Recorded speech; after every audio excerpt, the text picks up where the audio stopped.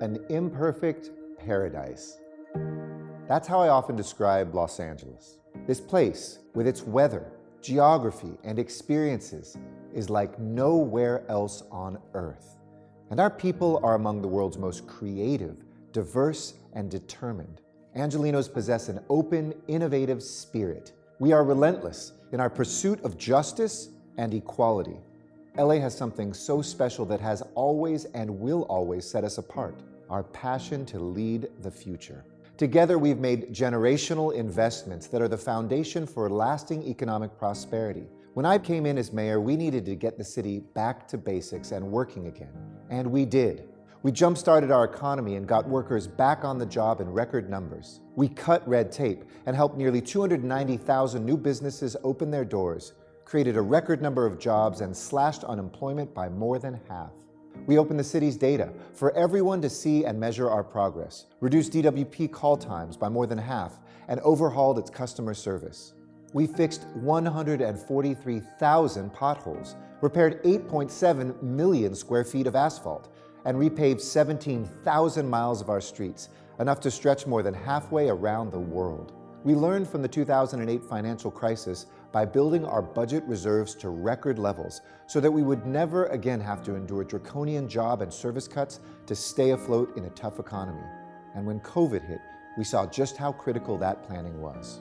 The poet Robert Browning said that our reach must always exceed our grasp. That's how we've always approached our work, running towards our biggest, our toughest challenges.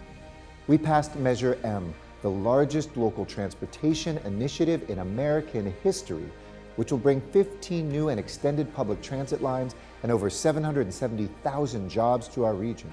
We became the largest city in the largest state in the nation to raise the minimum wage to $15, quadrupled the number of youth jobs, and raised the median income of Black and Latino households by more than 40% while cutting poverty by a quarter.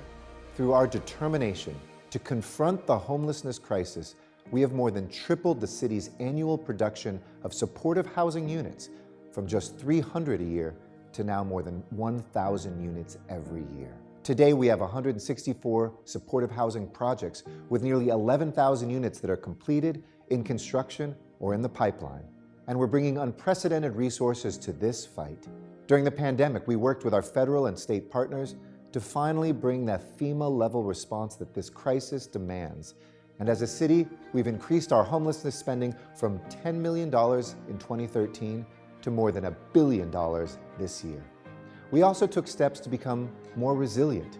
Knowing the next big earthquake is a matter of when, not if, we passed an historic mandatory building retrofit ordinance to strengthen our most vulnerable buildings before the next one hits. We brought once-in-a-generation reforms to LAPD with body cameras for every officer and mandatory training in de-escalation and implicit bias. And we expanded relationship and community-based policing across the city to build trust in neighborhoods and to make LA safer.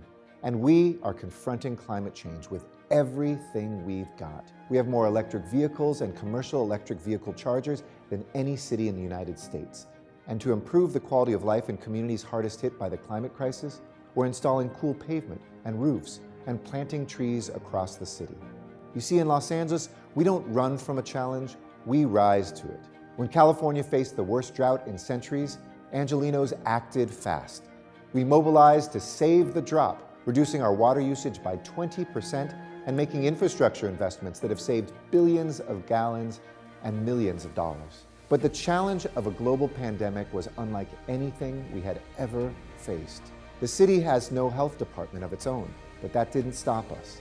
We administered more than 1 million vaccinations and nearly 5 million tests. We sent necessities and life-saving resources to vulnerable Angelenos to make sure no one faced COVID alone.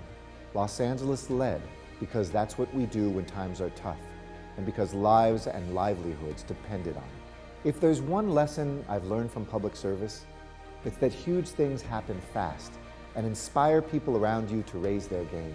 We see it everywhere across our great city. In the choice of the Lucas Museum to make its home in the city of the future, where it can tell the stories of all time.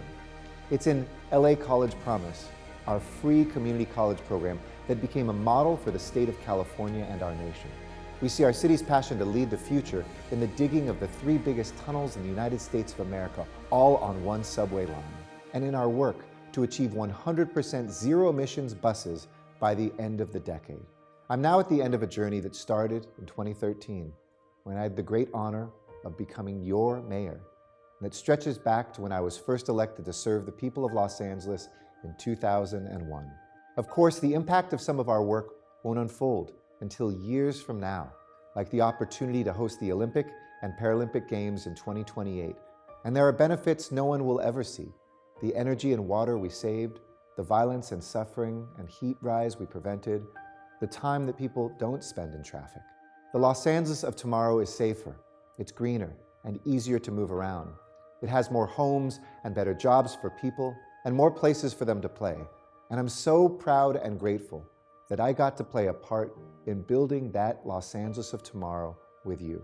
My family may be starting a new chapter that could take us to the other side of the world, but I'm confident we'll come back, because Los Angeles is and will always be home. And while it's been an honor to have the title of mayor for this period of time, the greatest title I hold is Angelina.